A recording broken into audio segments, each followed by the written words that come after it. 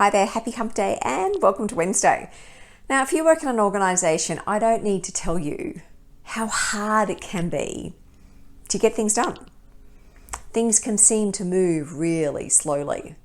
Everyone talks about change and the need to change, but progress is slow for so many different reasons.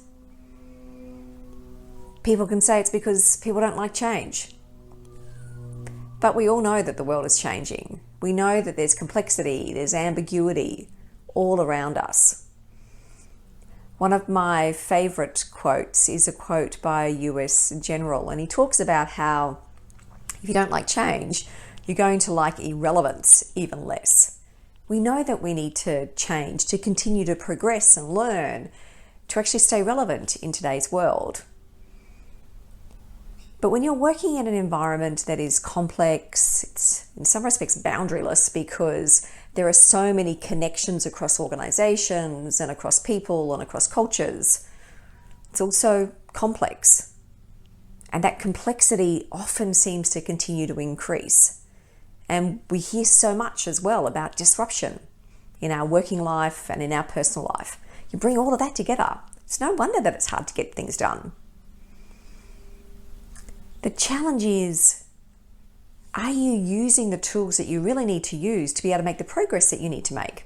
So if you're in a leadership role, how are you influencing? How is your team influencing? How are you coming together and working? And are you working on the things that matter in the time frame that you need to be working on things?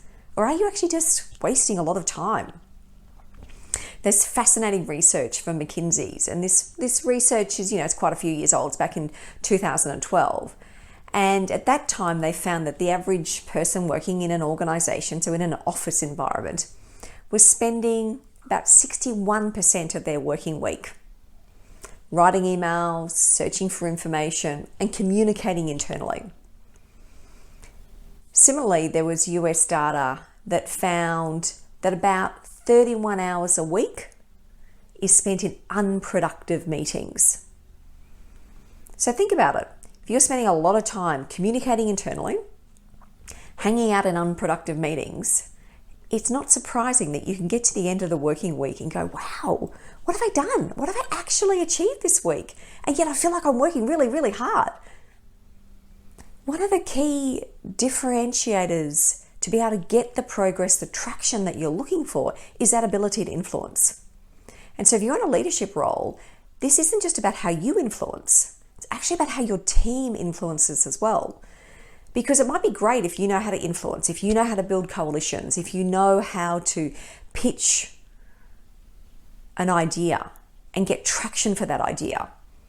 But if your team members can't do likewise, you're going to spend so much of your working week removing roadblocks for them, firefighting, intervening in conversations. You're going to spend time, in some respects, unnecessarily more time than you would need to if your team members actually could influence. So what does that look like for your team?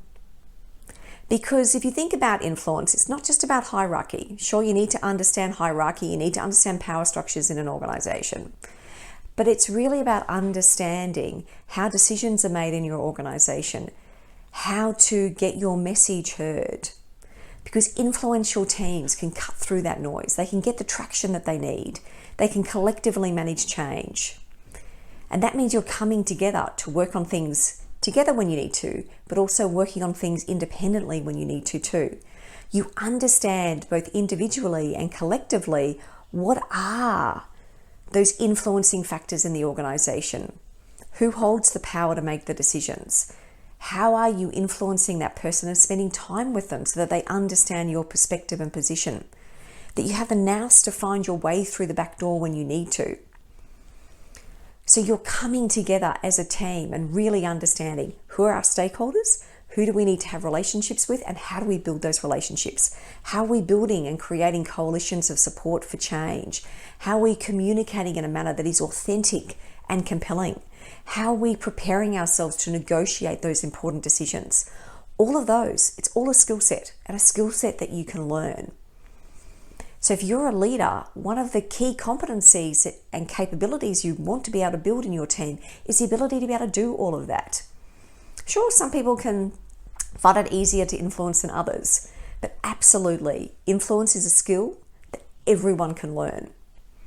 And when you think about influence as a team game, not just as influence that you hold as the leader, that disperses and increases the amount of collective influence you will actually have as a team.